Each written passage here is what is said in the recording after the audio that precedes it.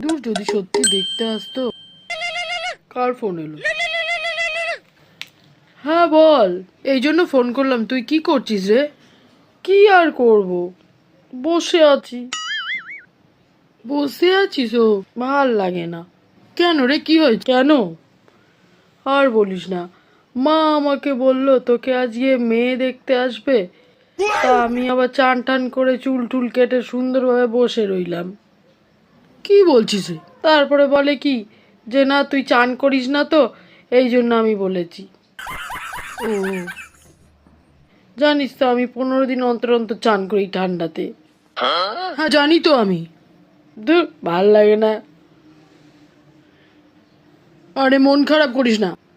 কত আশা করলাম চুল টুল কেটে চান করাবার জন্য এমনি। ঠিক আছে, রাখছি। ঢং করতে ফোন করছি, নিজে তো বিয়ে হয়ে গেছে।